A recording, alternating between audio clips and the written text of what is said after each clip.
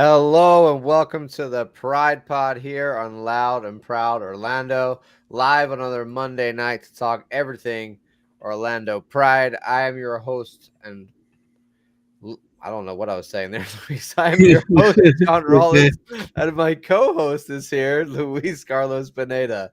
Luis, how are you? Hey, doing really good. Thank you to everybody that's watching. About 10 people live. Drop us your comments. Subscribe to the channel. We're also available on X. We're also available on Spotify, Apple Podcasts. Well, Banda's back.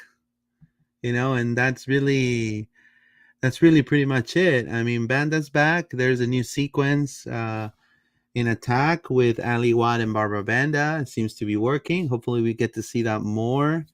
Orlando is still keeping themselves a very powerful threat in attack. Again, when John said in the last pod, hey, this team still has a lot of firepower. This still has a lot of quality. Let's not throw the towel yet. This is exactly what happened. You were playing against the Utah team that really didn't do much, and they had, you know, glances of greatness here and there. But Orlando just dominated the whole entire game. Good to see. Good tactics by Seb. A better game, but on we go now until a break, and then we'll come back hopefully stronger than ever. John, I mean, I know that the Zambian trifecta is going.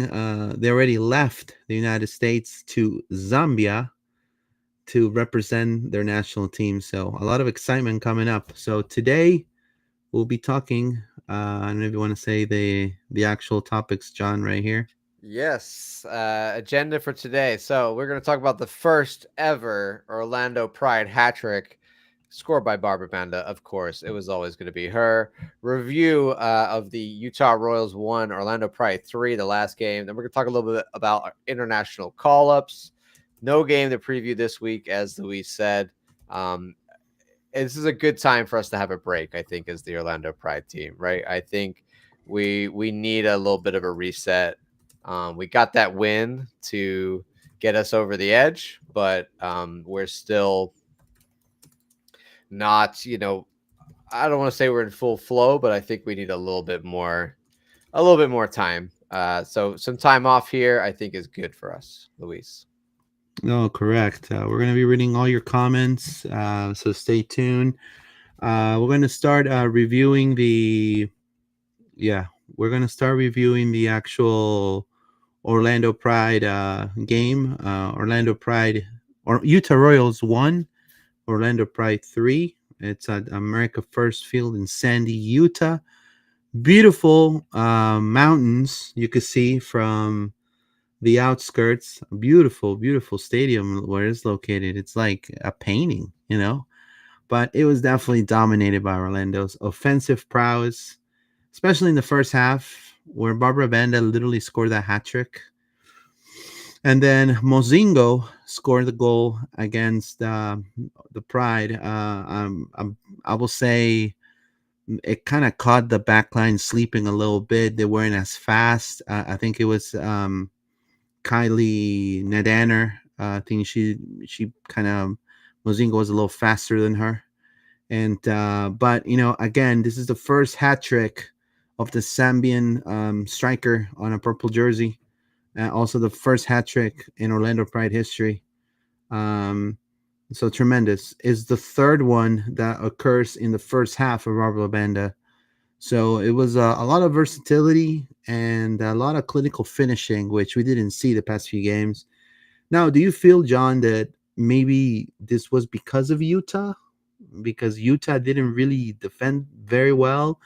Or do you feel like, Banda already now with Ali, and we saw how the attack was kind of going on and off, and the sequences that they were building were a little better than in other games? Yeah, the first, I would say, like 20 minutes or so was very dominant by us. I think that in other games, we perhaps moved the ball a little bit too slowly in the attack. And I think we started out this game very quick with the attack. We were moving the ball up the field rapidly, but also, like you said, Ali Watt was actually keeping up with Barbara a lot of the time, and the two of them were attacking at the same speed.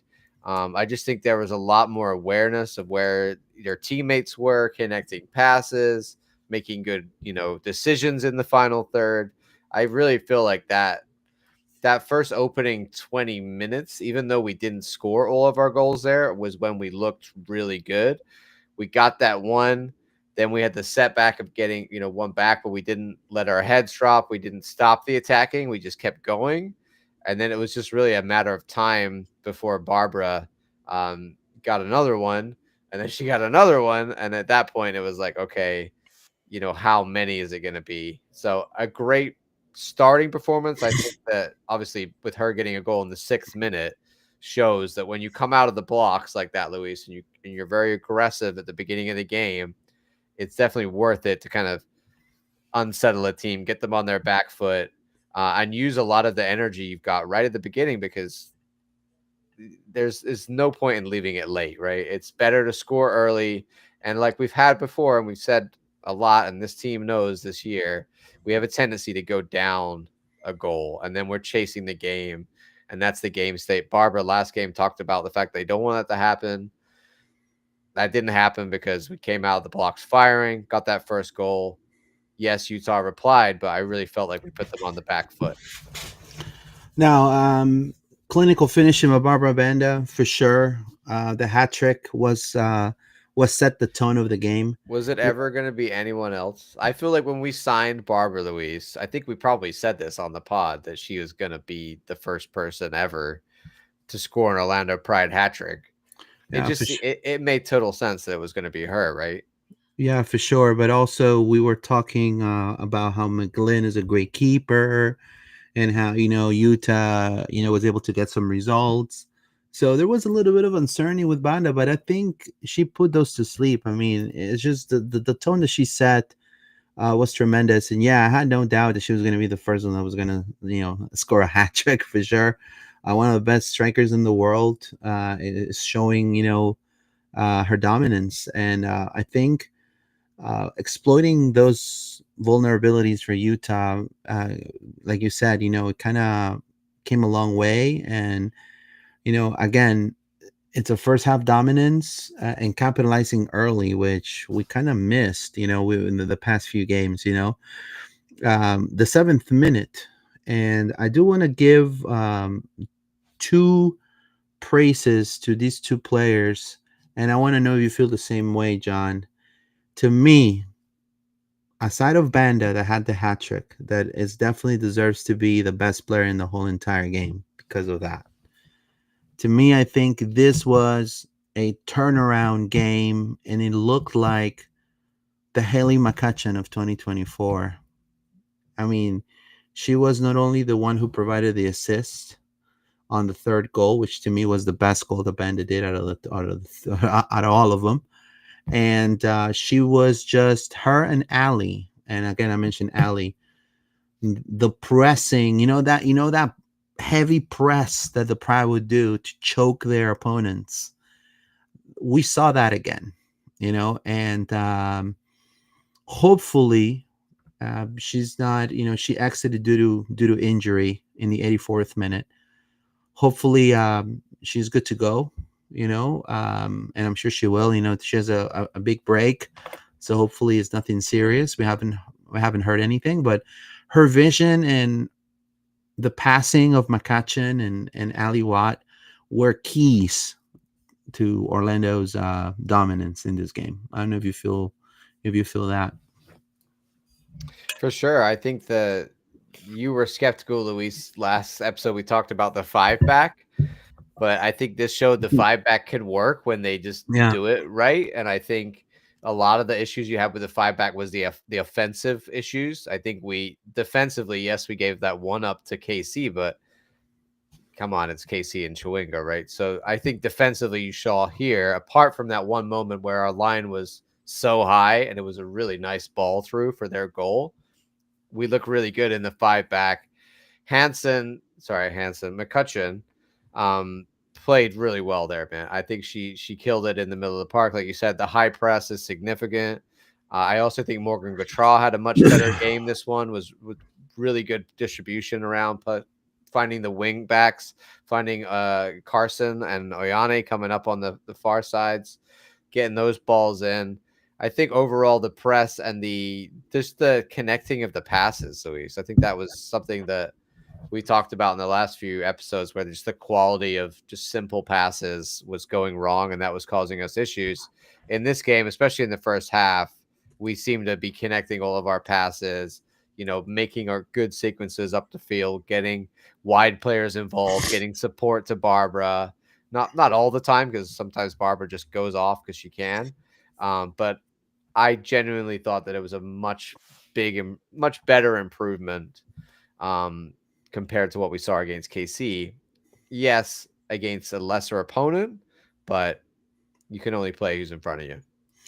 Now, this to me, and I don't know if that's the goal you like the most out of Banda, but right here, the reason why I like this one is because of the what she does against McLean. Like she changes she she changes pace on the counter. It's tremendous. And she like McLean is, I regarded her one of the best keepers in the league. And she owned her. This right here. This right here. You know? Tremendous. Tremendous. You know? I think, Luis, it shows that, like,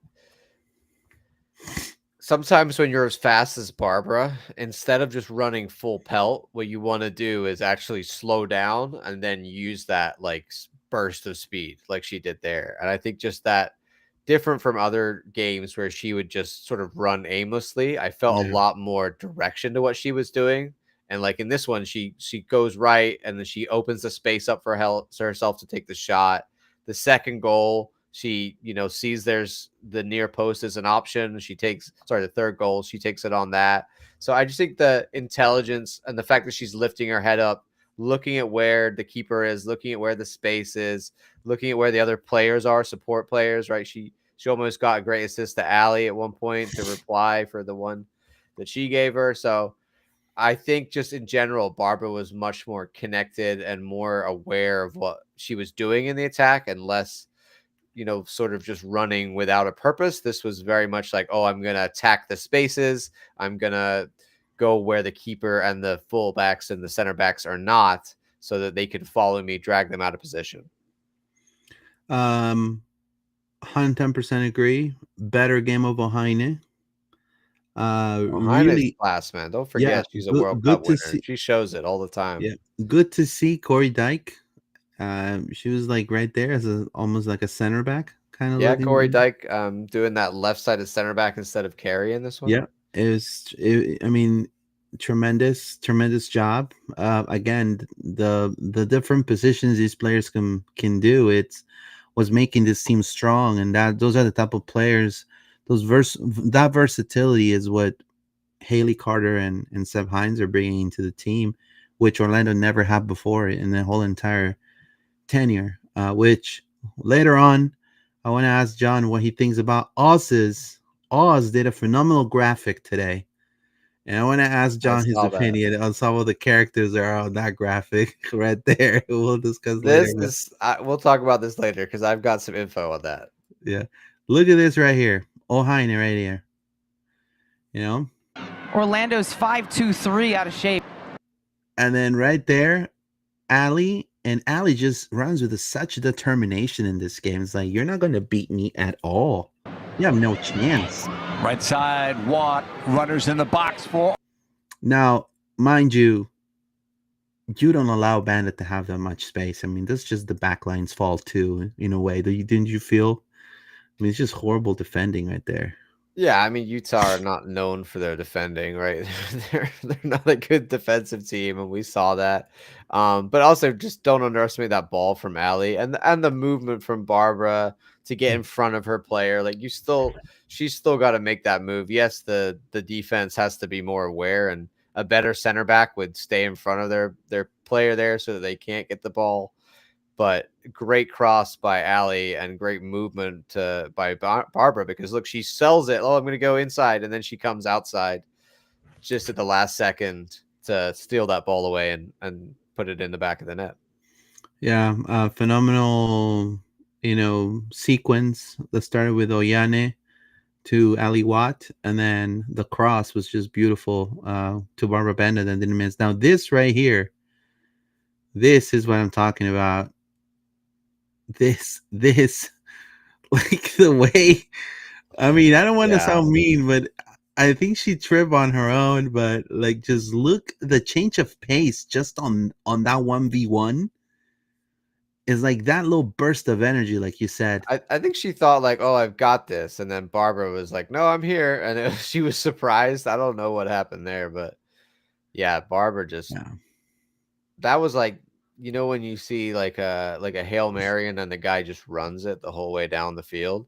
That's what that was. That was like You that in know who, soccer, where it's just like you just ran the whole field basically and slotted it in. it reminded me a lot of the way you remember prime Didier Drogba. This is a prime Didier Drogba like goal. It's just pure That change pure of pace is yeah, that change of beautiful. pace is like Yeah. beautiful, man. Yeah, and that's she has that in her locker. She just has to use things at the right time, right? She has all of these skills and assets. It's just about when to do it, and that was perfect. Like, just if you can if you go around your keeper like that, every striker wants to do that. Every striker wants to 1v1 line up with the keeper and then just smoke them to the side and put it into an empty net, right? That feels good. So I think these are all things that she has in her abilities. I just don't think we always see them all the time, but clearly she can do it. Now this is the Haley McCutcheon that we've been dying to see the past few games. Just look at that right there. Kind of play, gets the ball, and her vision with that pass right there, and then, Banda does her thing, her right foot is her weapon. Yeah, I mean, poor goalkeeping, I think, on Yeah. that one by McGlynn. Yeah, Like, McLean, yeah. I do rate McGlynn, but you can't be beat your near post on that. It was the defenders were covering the middle, thinking, "Oh, she's got the near post," and then Barbara just buries it in the near post. Like, it's, I think the center backs there, they look back at her as if to say, "What?" Like, no, you're not supposed to let that happen. So Yeah. great hat trick though by Barbara, and Yeah. at the time when it happened, I don't think a lot of people knew that we never had a Pride like hat tricks. Everyone was like, hat trick, hat trick. I was like, yeah, hat trick. But not only that, first ever hat trick for Orlando Pride. I mean, like I said before, Louise, if you were to tell me, oh, there's going to be, the future of who is the person, like if you're looking back from the future and I would just say to you, tell me who got the hat trick for Orlando Pride, you would guess, or it was first ever hat trick. You probably guess it was Barbra Banda, even if it wasn't Barbra Banda, right? I feel like she's that kind of player. When we brought her in, I don't think we've ever had a striker in this club. And yes, I said that. I don't think we've ever had a striker in this club who is as good as Barbra Banda is. Not performing this well for the team of this club. So I think it's only fitting that she gets the first hat trick. And I'd also like to say this: if she who must not be named maybe cared a little bit more, that perhaps should be hers. Sydney Rout never got one. That would have been a nice person to get one at the beginning, but that era of the Pride never really was a hat trick kind of team. It wasn't, right? So if it was going to be anybody under this Pride that we know now, and as dominant as we were last year and as good as we are this year, makes perfect sense that Barbara is the one to get the first ever Pride hat trick. Yeah, she's etched in history for the Orlando Pride. And I do want to say to all the pundits, every time another team color teal or a color kind of highlighter yellow, they make all these goals. They're like on a race to the golden boot. They're on the race for the golden boot. Now I would like to hear, hopefully, Barbra Banda on the race to the golden boot, to the golden boot, because if you look at the website for the NWSL, Barbara leads the league with 7 goals. Also leads for shots on target. Also leads for shots. And all I see, and again, I'm going to say this, and this is, again, this has to be a little more fair. All I see is Esther Gonzalez, in which, with all the respect, she was stopped by the Tampa Bay Sun. And again, I'm going to bring that up. She was neutralized by a USL Super League team. Okay. And they put in all the posters and all that stuff. They also say Chawinga races to the golden boot. Now, I want to see people talking about Barbra Banda right now. And how she's on a race to the golden boot, and talk a little bit more about the Pride. It's crazy. She is actually number 1 in goals and assists. Yeah, she has 8 in combined goals and assists. So she's got an assist where Esther, Chawinga, I don't think they do either. So yeah, man. I mean, she is up there. She's gonna be up there. I think when she went on that, it wasn't really a dry spell. She didn't score for 3 games, but for Barbara, that's surprising, right? And I think that's the thing we have to remember is I think we expect her to score goals all the time, and not every striker do you have that much confidence in.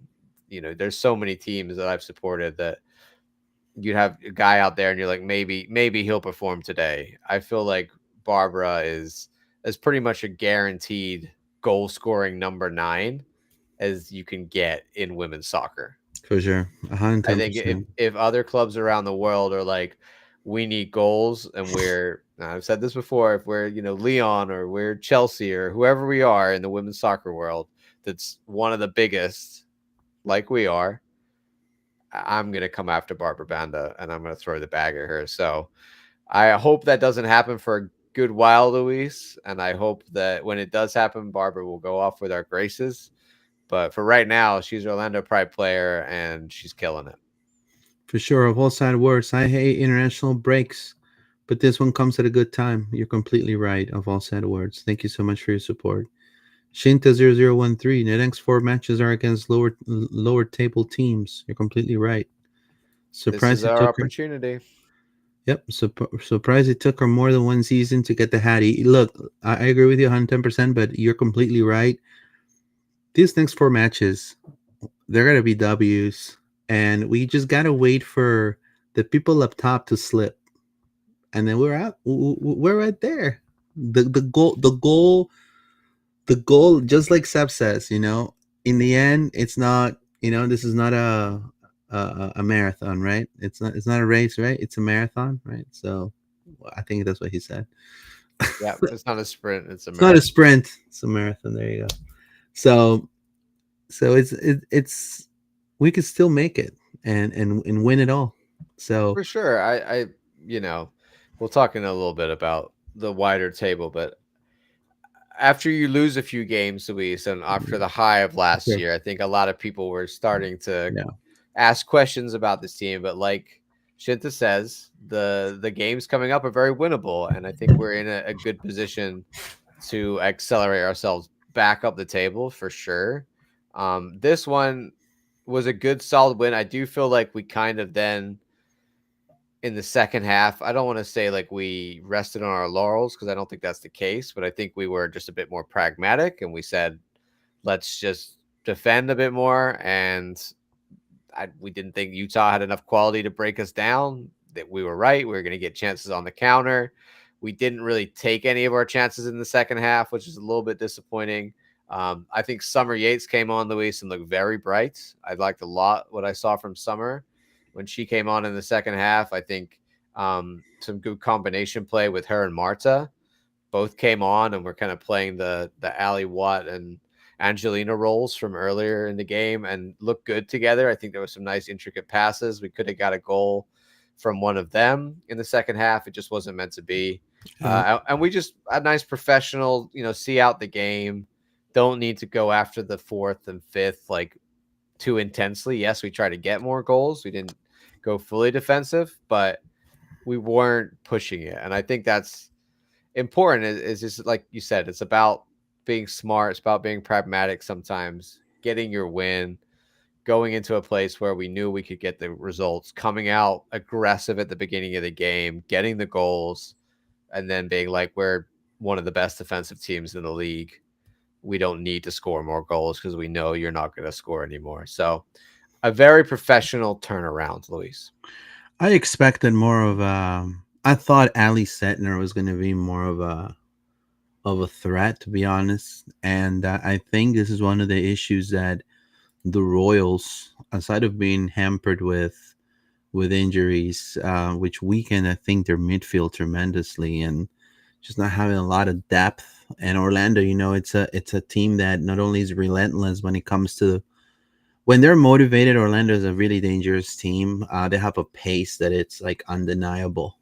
It's suffocating the way they could sometimes play against opponents like Utah, especially them being down. But Ali Setnor, it's just, to me, she's still one of the best talents right now in the NWSL for sure.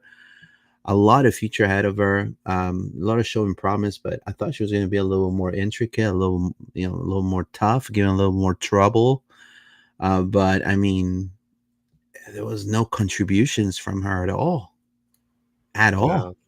I think we did a very good job nullifying their attacks, for sure. That was a good impressive. There's only really that one moment. Again, it's just the one moment in a game. The Mozingo goal. Yeah, it's just the one moment a game, right, Luis? Where we're having that one defensive lapse a game. This one was because our back line was so high, and I can't remember who it was from Royals, but someone in the midfield played that really nice ball directly through our back three. Just kind of caught Nadana and Sam's out of position. And then I was disappointed with Anna's not save. I'll say that because she didn't actually try to. She came off her line, Luis, but doesn't ever get down to try and make a save. And it just was another one of those moments where, yes, she did make some great saves in this game, but it's again just another moment from Anna where you're like, what was that? Can we do better, please? Like, not in a bad way. It's just they keep happening. Well, I don't know. Look, the last game, she killed it, right? Like, Yeah. she played a really good game against KC, and was the reason they didn't score more goals on us. So, but I think fair is fair. That this one, I would like to see her, 1v1, get in the net, try and make that last reaction save. It just almost looked to me like she didn't even try to save this one because I don't know, was she calling for the offside? Was she off her line? I don't know what was happening. Yeah, for sure.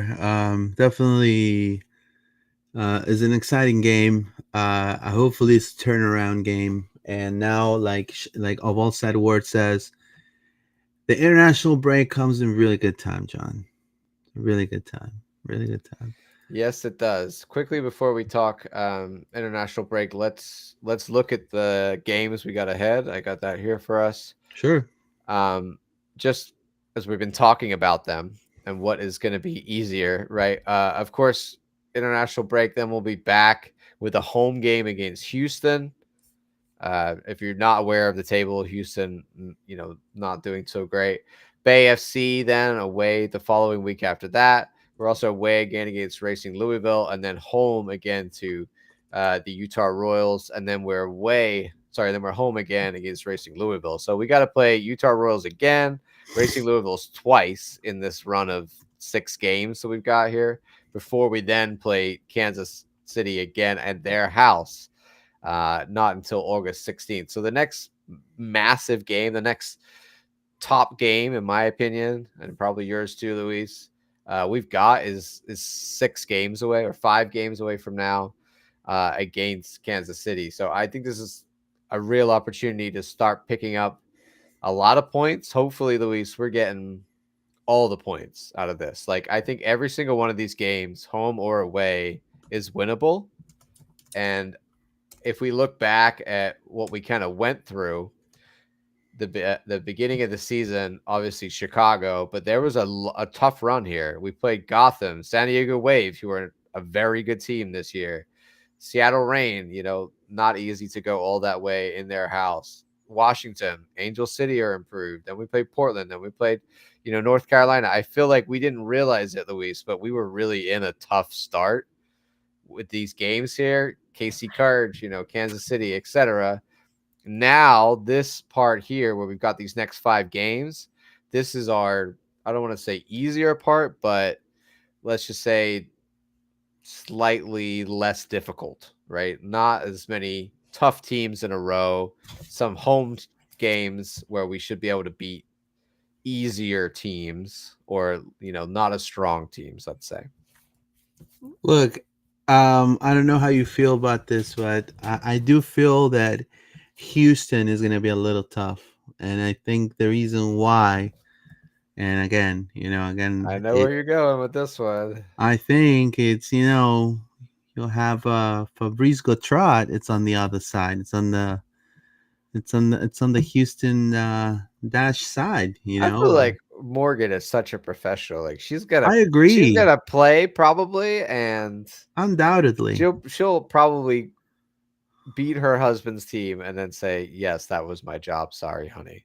It would be hilarious if Morgan scores and I don't know what and celebrate. Celebrate? What are you gonna do? I will do the Cupid. I will go like this. I mean, yeah, in front of him. You definitely don't want to go over to the bench. I think that would be extra weird if you went over to him. Like, can you imagine? Or go like this. That's crazy. I'm sure they're both extremely professional. Yeah, but it is an interesting dynamic that we have there. Now, never one that I've ever seen in soccer before. Aside of Fabrice Gautrot, they had a big money. What was his name? Jasmine Ryan. That's another one that we need to kind of take a look. Yeah. And one of your favorites, John, Messiah Bright. Yes, we will talk more next week. Her left foot is not her weapon. We deep dive. Her left foot's not her weapon. It's not her weapon, no. But right now, Luis, we're gonna play those teams. Bay are in 11th. Utah Royals, we just played her in 13th. Houston are in 12th. Racing Louisville, probably the most difficult team in that run, are up in 8th now. But these are all lower half teams that we're looking to play. So just to give you a little context of what happened this week, if you have not seen, obviously Kansas City are top of the table still. They are 5 points away from us. San Diego Wave did manage to get that win, a very good game from them. They are now in second, so that's put us down into third with 20 points is what they have. We're on 19 points, tied with Washington in third, and Washington at fourth. So it's tight here, Luis. We're still only talking 5 points. We can pick up multiple points in these next run of games. Kansas City are going to have to play some more difficult opponents. They could drop points. San Diego Wave, are on a hot streak right now. That could change. Washington, Portland. There's so many factors here for sure. But I don't think by any means are we out of the supporters race. Yeah, we just gotta take game by game, one game at a time. Keep winning, whatever it takes. I mean, look, last season, guys, was magical. Never duplicated, never replicated. We'll see, but the outcome could be the same. We could win another double this year too. It's just different circumstances. Teams get better. This is the toughest league in women's sports. Orlando depends on themselves. If they keep winning and doing their job and winning, even if it's 1-0, 2-1, 4-2, 6-5, whatever it takes. Even if it's a W, we just gotta wait for the Wave and Kansas to drop points, and we're right there. We're right there. So it's a good position to be. Not to say that obviously Washington and Portland is also right behind us. I will say more Washington, but again, these four that you see right here, 1 through 4, are the best teams right now in the NWSL. Yeah, I feel like San By Diego far. Wave, everybody's talking about how hot they are right now. We know when we played them, Luis, like it was a tight game. We won that one 2-1, but it wasn't easy, and I felt like they were going to be a real improvement. I think we talked about Portland, Seattle, Angel City, all improving this year, but none of them has taken a bigger step, I think, than San Diego. Yeah, really looking like a dangerous squad. Now we have also some players back. We're gonna have Chanda coming back more than likely. Hopefully, we need to see her more. We already have Summer Yates back. We also have Julie Dole back. So Shinta0013 KC will definitely drop points with Cook season-ending injury and Dabinia being out long term. Yeah, I saw some.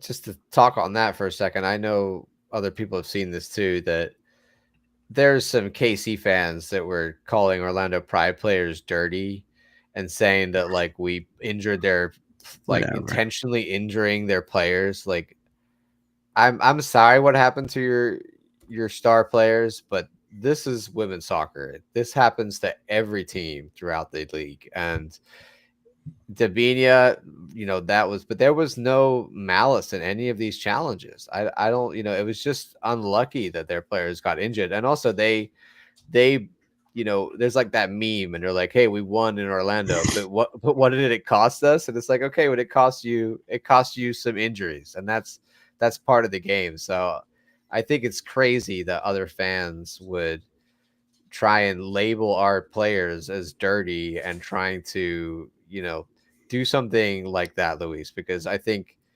especially in women's soccer, it's like a certain amount of mutual respect and, let's not, why would we want to injure other players because we know what that's like. And I think that's really goes against what the Orlando Pride is. So I just wanted to say for a second that, I don't think there's any truth to that. And any fans that are saying players are out there intentionally trying to hurt each other, I think is missing the fact that these are human beings.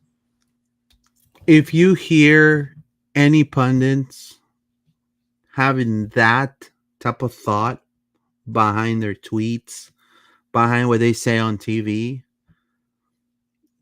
they should not have the platform that they currently have because they have not seen soccer. And just like John says, it's part of the sport.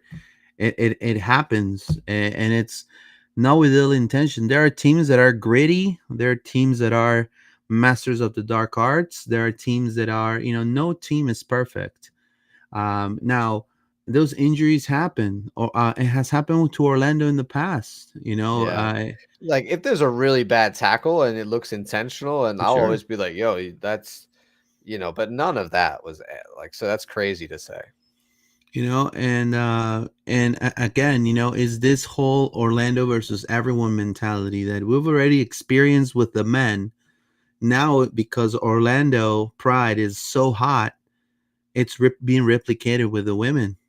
And, it's everybody is against Orlando right now. So it's okay. We just got to keep winning because the way we do our talk, the way Orlando does their talk, is on the pitch.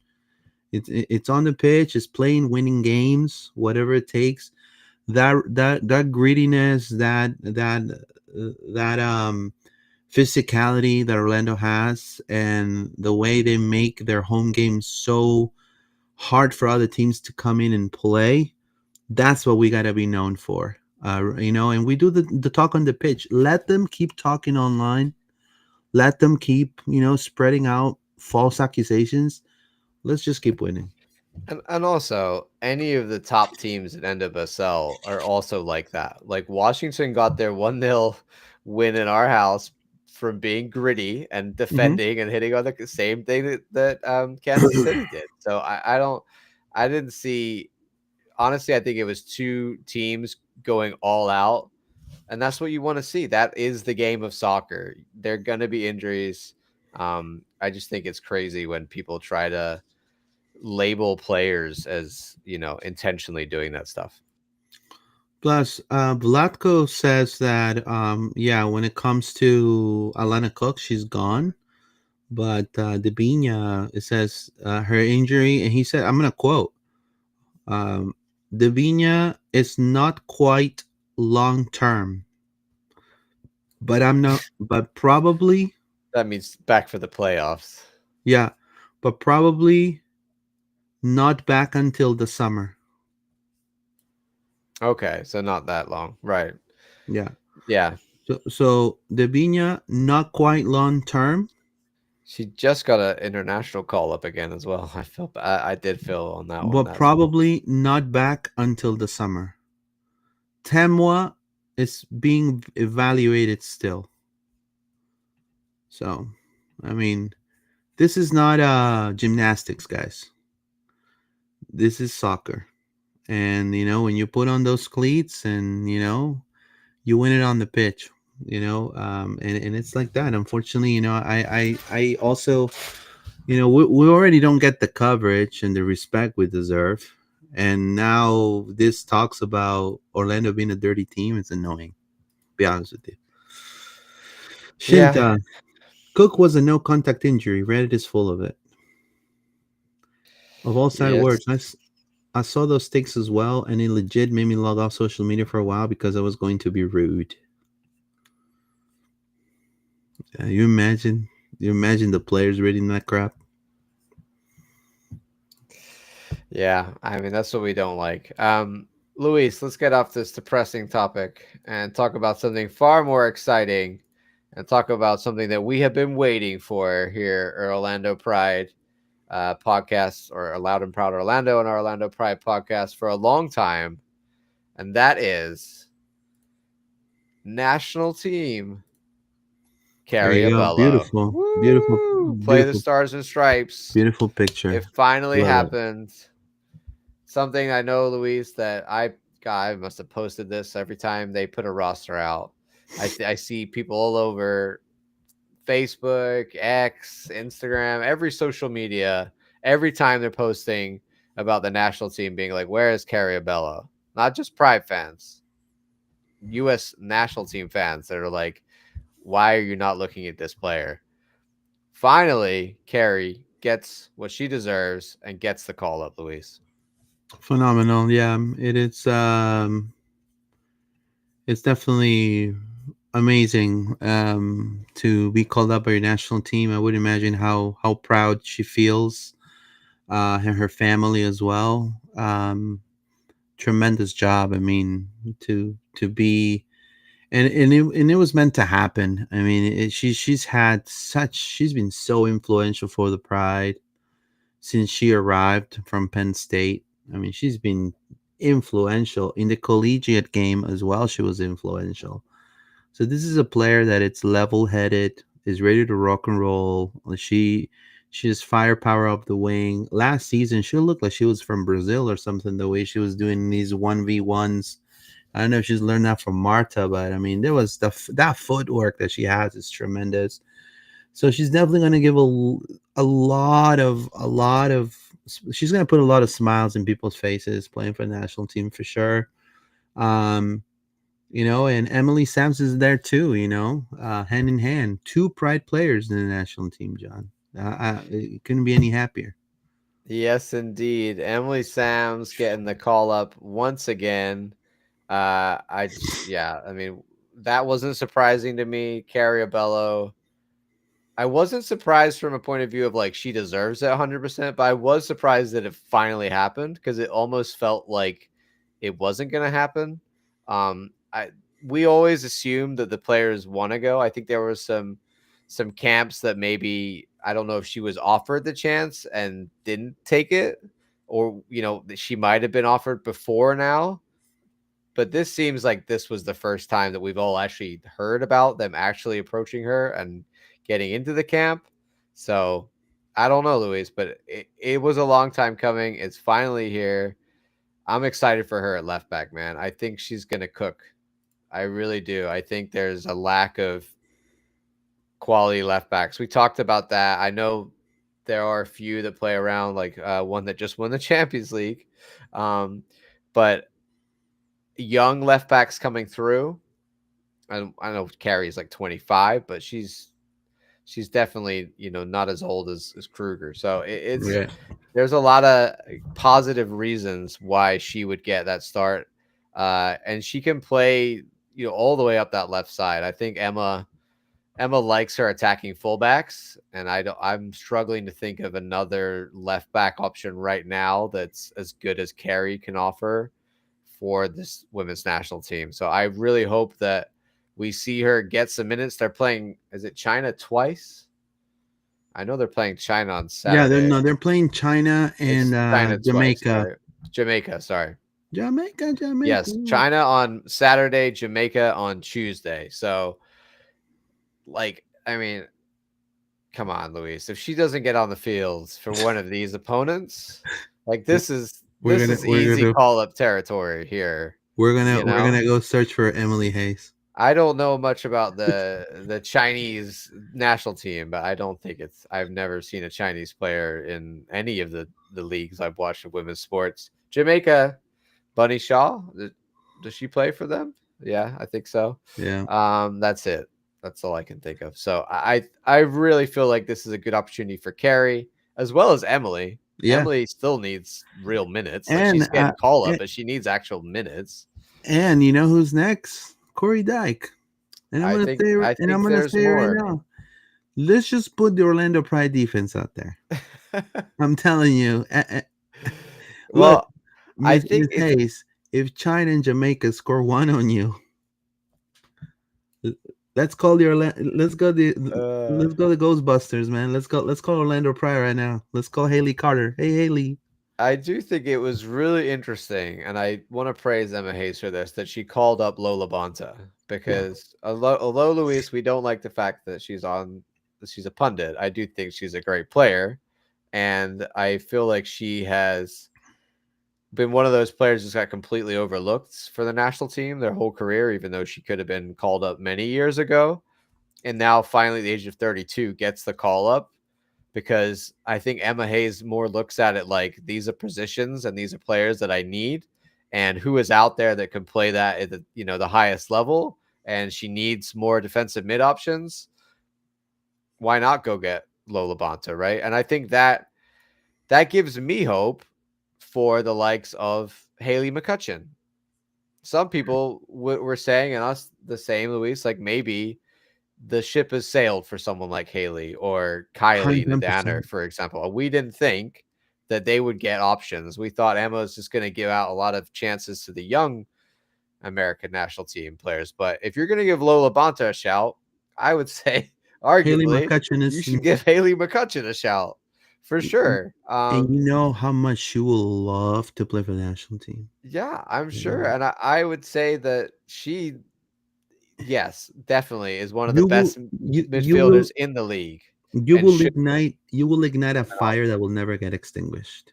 Right. I mean, everybody's talking about Claire Hutton. I think Claire Hutton's a very good midfielder, but are you going to sit there and tell me Claire Hutton's significantly better than Haley McCutcheon? No, I don't think so. Not at all. I think Sam Coffey's very good, but I think Haley performs almost at the same level that Sam Coffey performs at, right? And different things. I think Haley is an extremely well-rounded midfielder. It depends, like I said before, what kind of players you want and what positions. And we've seen Carrie get a shout because there's options in that left back. I would like to see potentially more, center back is more difficult, Luis. We do have a lot of good center backs, but center mid, definitely an option. And then if Summer really gets into form at some point in this year, maybe in the future, Summer's getting that call up too. So we've got a lot of options, but I do think it's something to note that even though they're, not the youngest as far as call-ups would go, it doesn't mean that the doors are completely closed for somebody like Haley or Kylie. No, 110%. And again, it's good to see players not only like Ali Setnor right there. It's good to see, that those new faces in the national team. You know what I mean? Catarina Macario, which she played for my team there, Chelsea, phenomenal. Like, she's great. But yeah, I agree with you 110%. When it comes to Orlando Pride, their players could play multiple positions. Haley could not just play as a defensive mid; she could play also as a right back and a left back. So, she's multifaceted, just like Emily Sams, who started as a right back, just like Corey Dyke. So when it comes to the defensive end of Orlando Pride, um, they have a lot of firepower that is going to benefit the national team. And you have to understand the Pride's backline, they have performed consistently the past 2 seasons. So we're going to take a look into that, and look, Canada, Chavoshi as well. Tremendous. Yes, indeed. Zara getting the call up. She, full national team. I believe she's been, I have to check, but I think she's done the U23 Canadian team before. Mm-hmm. This is her first senior team call up for Zara. Canadian national team, nothing to sniff at all. A very high performing team. And if she is going to get in the back line for them, Louise, I think that's just great. More experience. We'll see if she's able to get some minutes during their call ups. The other one I couldn't find the picture of, but you mentioned it already, Louise, is Barbra Banda, Grace Chanda, and Priska Chilufya, all being called up for Zambia. As you said, they have gone already off, which is a little surprising to me, Luis, because I know last time that they got called up, there was some concerns around the political state of affairs in this country and whether if they left the country, they were going to be able to get back in. Something that I'm all too aware of. The members of my family are in situations where they, can't leave and wouldn't be able to get back in. I know there was some fear about that with given the visas and the situation that is happening in this country. So I'm glad to see that the Zambians did travel and feel comfortable enough that they're going to be able to get back in afterwards. The other call up that we had was Anna Morehouse called up as well, Louise? I couldn't find that one, but I believe she was, right? I'm not quite sure. Let me see.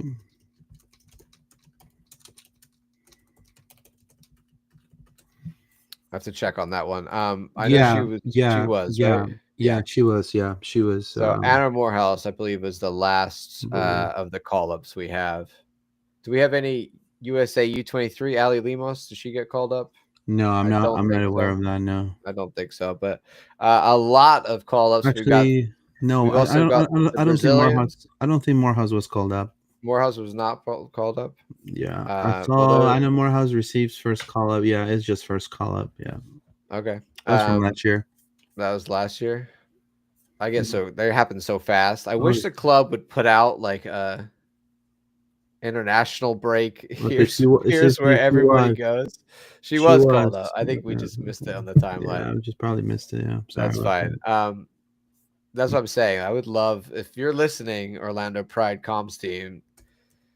Please, can you just like every time we have an international break, just put all this down on paper somewhere because it's like just posted on posts on social media, and that stuff just flies through. They're like 5 posts a day from the club or whatever. So I would love somewhere, Luis, so we can see. And then not only that, I know they write about it later, but just somewhere where we can see all that information before we get to the international break as to when our players are going off and where they're going and who got called up. That would be a big help. I know there are a lot of the fans who are always looking for that information. I think that's it on our international call-ups, Luis. Yeah, I mean, look, I have when it comes to Barbra Banda, Grace Chanda, and Priska, they're going to be playing against Botswana and South Africa. Is that in Zambia? That's going. Yep, and it's going to be look at the people that have in their. They have Barbra Banda, Rachel Kundajandi. She's also there. Grace Chanda, Priska Chalufia, all in the United States. You have Frida Nukoma, China. Kavanje Mupopo, China. Irene Lungu, China. Xiomara Mapepa in Russia. Lushomo Mwemba, China. Marta Tembo, China. And Rachel Nachula in Israel. Those are all the the Copper Queens that are pretty much foreign based. So they're talking about 2, 4, 6, 8, 12, 13 players to play abroad for Zambia. Tremendous. Yep. It's a lot in China. Yes, indeed. Alrighty. China. I didn't know that. But I've got one last thing to share with you, Luis, before we head out of here for our international break. If you have not seen, and this might be something that only applies to people who play video games, but I just wanted to call it out here. FC 25 or FIFA as it was once known, they have Ultimate Team, and they do all of these Team of the Season cards. They do cards like all the time. And at the end of the year, the Orlando Pride players, this was from obviously last season's achievements, they got put in with a bunch of new cards. Barbra Banda's up here with a 96 rated out of 100, by the way. And I just want to say, if you're a fan of the games, the players that you love are in the game, and they've got some of the best cards out there. I beat a guy the other day pretty much with this all 5 of my. There's a Haley McCutcheon card. I put here in there too. All the Orlando Pride players online, and it was a lot of fun to play with. So any of the team that might play, there might be some Orlando Pride actual players, Luis, that play FIFA and want to check this out too. So I want to give a shout out because this is super cool. Anybody who likes this stuff, it's awesome to see that these are players getting recognized in a video game at this level, Luis, is pretty awesome. Yeah, for sure. It's tremendous. Tremendous that they get a better rating than the men, for sure. Yeah, I mean, like this like Barbra Banda's card is like up there with Harry Kane's 97, right? Like it's great. So finally, I know this was something that everyone was waiting for. Like, when are they going to make Barbra better in FIFA? When are they going to make her realistic? Well, if you get this card, I'll tell you, she plays like she did against the Utah Royals. Yeah. I mean, But I'm anyway, gonna put her in my just squad. a little bit of fun for everybody who plays FC out there. Now, I wanted to ask about also Oz, which is the gentleman who did our logo as well, which we'll give him a shout out. He tweeted, he put this picture here. And said all the Pride players, historic Pride players. I'm wondering, what do you think about this? I love seeing, a lot of familiar faces, Megan Montefusco, you have also Priska, Alex Skurs right here, which if she's watching, she's back in Florida, I think in Daytona. I know, saying hello to her. She's killing it in Europe with Cuomo, one of the top goal scorers there. Phenomenal. Erica Timrak as well right here. I do want to say happy retirement to Erica Timrak. She retired from the sport of soccer with the Tampa Bay Sun. Tampa Bay Sun are onwards to the playoffs. They're going to have home field advantage. So you imagine, again, I mentioned this at the beginning of the year. I mentioned it now, which is half the year. What if the Sun wins the USL Super League and Orlando Pride, current NWSL champs? I-4 Derby, champ versus champ. Let's make it happen. There you go. We got this break coming up, but we don't know what's going to happen. So maybe, Luis. It's Oz actually messaged me because he was asking. He did this before for Orlando City, and I talked to him about who like significance of players. And he messaged me about this one, and I was busy at work, and I said, I'll get back to you. I'm so sorry, man. And then I completely goofed, forgot about it, didn't get back to him, and he posted it today. And he was like, "What do you think?" And I was like, "I think he nailed it, man. The man lives in Turkey, but somehow understands the culture of Yeah. our club so well, and he's put in some of our favorites like right here in the middle, from different eras, and it's just you can look back through all these faces, and there's players in here I completely forgotten about, Luis, and players I was like, oh, I remember them, and yeah, I mean, just to pick out a few, like Kristen Edmonds is always one of my faves. Darian up here, top left, Darian Jenkins. What about Sarah Hagan right there in the Yeah. middle? Ali Riley. Allie Riley, an absolute favorite. Everybody loves Allie Riley. You've got, Leanne Sanderson over to the side here. You've got so many, Tony Presley at the top. There's so many faces from this Orlando Pride, and some Your players favorite right there. yes, she's on there too. And there's just through the years that Mariana La Roquette. right, that we had La some Roquette. players that I really enjoy watching them play for Orlando Pride, even if the team at that point wasn't that good.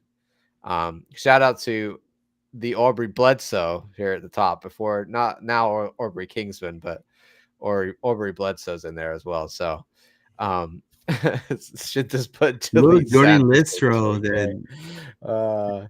Jordan Listro's on there. You got Adriana. I mean, it's great. So if you have not seen this, go on to, I don't know if Oz did he put it on Insta and other places too. Yeah, he put it on did. Instagram. Yeah, we have If we you've have not it in our. followed Oz, please go ahead and follow him. He does great graphics for Orlando City and Orlando Pride. He did our logo. He's a super awesome dude.